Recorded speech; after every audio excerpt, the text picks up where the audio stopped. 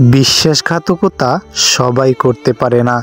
যারা করে তারা অত্যন্ত চতুর, ঠান্ডা মাথার মানুষ। তাদের দেখলে মনে হবে যেন আসমান থেকে নেমে আসা এক ফেরেশতা।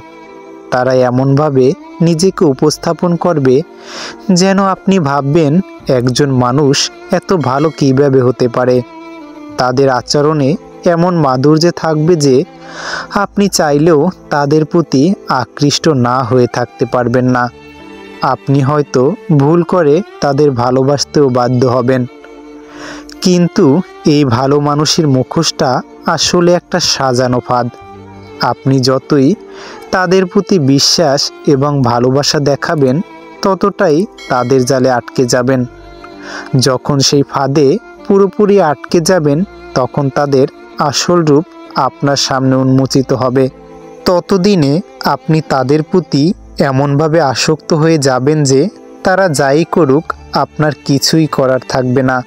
তারা আপনাকে জীবনের খেলায় ফুটবলের মতো ব্যবহার করবে, আর তারা হবে সেই খেলার মেসি। আপনি একটা সময় টের পাবেন এই খেলায় আপনি একমাত্র বল নন, আরও অনেক বল রয়েছে তাদের জন্য। একটা সময়ে তাদের অবহেলার বিষে আপনার মন বিষণ্ণ হয়ে পড়বে। ভেতরে ভেতরে আপনি পুড়তে থাকবেন অদৃশ্য এক আগুনে। যখন আপনি সেই ঝলসানো হৃদয় নিয়ে তাদের কাছে যাবেন সামান্য সহানুভূতি বা ভালোবাসার জন্য, তখন তারা আপনাকে চূড়ান্ত আঘাত দিয়ে সম্পর্কের ইতি টেনে চলে যাবে।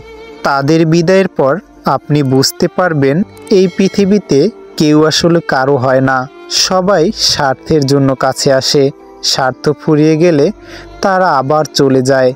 সেই মুহূর্তে আপনি শিখবেন নিজের মূল্য নিজেকেই দিতে হয়। অন্ধবিশ্বাস বা অযাচিত ভালোবাসা শুধুই কষ্টের কারণ হয়ে দাঁড়ায়।